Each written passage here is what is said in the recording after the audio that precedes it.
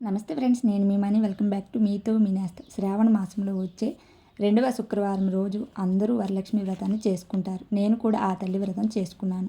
ఆ తల్లి కోసం నేను చేసిన నైవేద్యాలు ఏమి పెట్టుకున్నాను, పూజ ఎలా చేసుకున్నాను అనేది ఈ వీడియోలో మీతో షేర్ చేసుకుంటున్నాను. నైవేద్యాలు చేసిన వీడియో అయితే నేను చూపించట్లేదండి.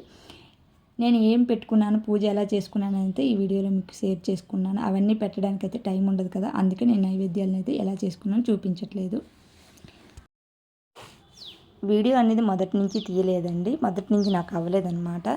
మా ఇంట్లో పిల్లలు చిన్నవాళ్ళు కదా, ఇంట్లో ఉన్నారు వాళ్ళు, వాళ్ళకి సెలవు అవ్వలేదు. వీడియో ఆన్ చేసి ఆఫ్ చేయడానికి ఇబ్బంది అవుతుందని అన్నీ రెడీ చేసుకున్న తర్వాత నేను వీడియో తీశాను.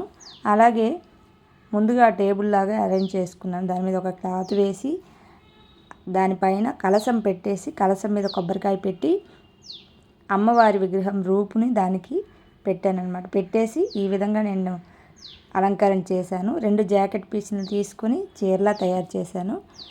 అలా తయారు చేసుకున్న తర్వాత అమ్మవారికి నగలు అవన్నీ కూడా పెట్టుకున్నాను. అటు ఇటు ఏనుగులు ఉంటే పెట్టానండి. లక్ష్మీదేవికి ఏనుగులు ఉంటాయి కాబట్టి అందుకు అలా అటు ఇటు పెట్టాను. కిందన పీట వేసి, పసుపు రాసి పీట వేసి దాని మీద ముగ్గులు వేసుకొని లక్ష్మీదేవి విగ్రహం చిన్నది ఉంటే దాన్ని ఆ పీట మీద పెట్టుకున్నాను.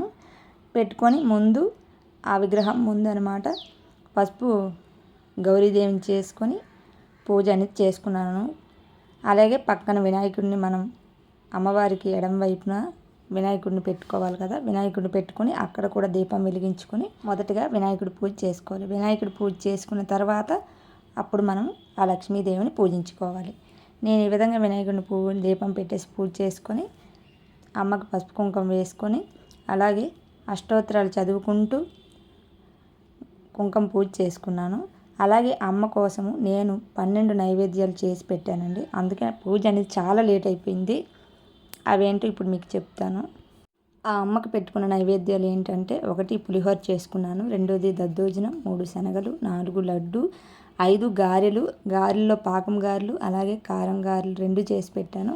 అలాగే జౌట్లు చేశానండి, గోధుమ పిండి బెల్లంతో జౌట్లు అన్నీ కూడా నేను ప్రసాదాలు బెల్లంతోనే చేశాను. పరమాన్నం, అటుకులు, వడపప్పు చలివిడి. వడపప్పు చలివిడి అంటే అమ్మవారికి చాలా ఇష్టం, చల్లదనం. కంపల్సరిగా మనం ఏ పూజ చేసినా వడపప్పు చలివిడి అనేది పెట్టాలండి. అది ఆనవాయితీగానే మనం చేసుకోవచ్చు, చాలా మంచిది, చల్లదనం అనమాట. అలాగే పంచామృతం, పానకం. నేను 12 నైవేద్యాన్ని ఈ విధంగా చేసి పెట్టుకున్నాను. కొన్ని పళ్ళు రకాలు. అలాగే అమ్మ కోసం కొత్త చీర తీశాను. చీర, జాకెట్టు, పసుపు కుంకం, గాజులు, తాంబూలం పెట్టి అమ్మవారికి పక్కన పెట్టేశాను. అలాగే ముందు మనం దీపం వెలిగించుకోవాలి. లాస్ట్లో పూజ అంతా అయిపోయిన తర్వాత అగరబత్తీలు అలాగే దీపం, ధూపం, నైవేద్యం అన్నీ కూడా, కొబ్బరికాయ అన్నీ కూడా లాస్ట్లో నేను సమర్పించాను అనమాట.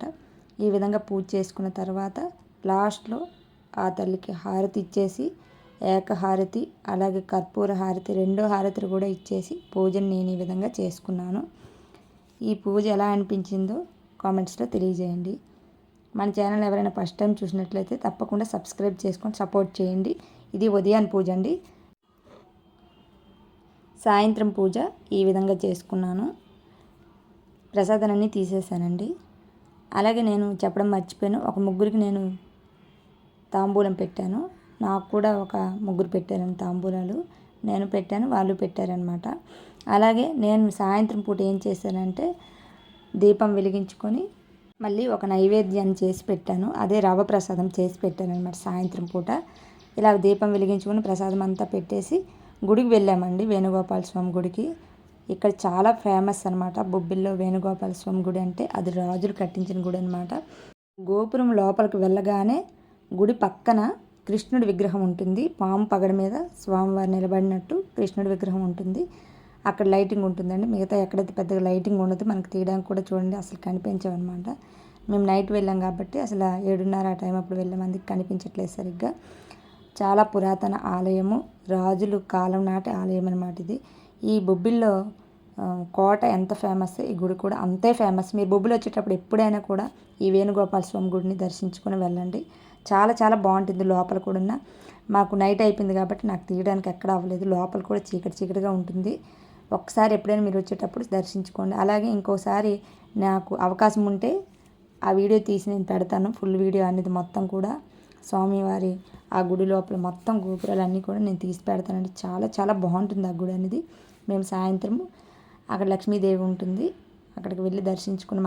అన్ని దేవుళ్ళు ఉంటాయండి, లక్ష్మీదేవి, ఆంజనేయ స్వామి, ఆండాలమ్మ తల్లి, అన్ని దేవుళ్ళు కూడా ఉంటాయి అందులోపలే. ఆ లోపల చాలా చాలా బాగుంటుందండి ఈ గుడి అనేది. మనం బయటకు వచ్చేసరికి చూసారు కనిపిస్తుంది అదే గోపురం, చాలా పెద్ద గోపురం అనమాట. ఎక్కడి నుంచి అయినా కనిపిస్తుంది ఆ గోపురం, అంత పెద్ద గుడి అండి. ఇక్కడ ఎక్కడ కూడా ఈ చుట్టుపక్కల లేదు, అంత పెద్ద గుడి. అది రాజుల కాలం నాటి గుడి అనమాట.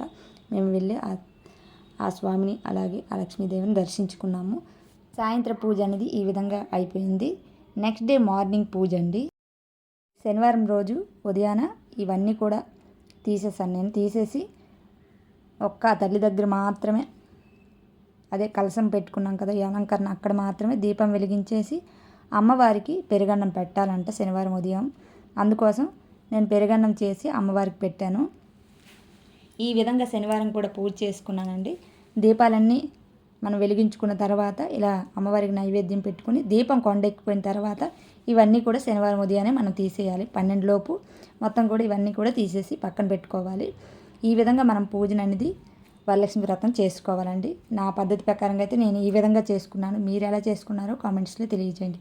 ఈ వీడియో మీకు నచ్చిందని అనుకుంటున్నాను. నచ్చితే ఒక లైక్ చేయండి, అలాగే మీ ఫ్రెండ్స్కి, ఫ్యామిలీ మెంబర్స్కి తప్పకుండా షేర్ చేయండి. ఈ వీడియో ఎలా అనిపించిందండి కామెంట్ సెక్షన్లో ఒక కామెంట్ రాయండి. ఇలాంటి మరెన్నో ఇంట్రెస్టింగ్ వీడియోస్ కోసం వెంటనే నా ఛానల్ని సబ్స్క్రైబ్ చేసుకొని పక్కనే ఉన్న bell and all button click చేస్తే నేను ఏ వీడియో పెట్టినా మీకు ముందుగానే నోటిఫికేషన్ రూపంలో వచ్చేస్తుంది. మరొక మంచి ఇంట్రెస్టింగ్ వీడియోతో మళ్ళీ కలుస్తా. Thank you for watching friends.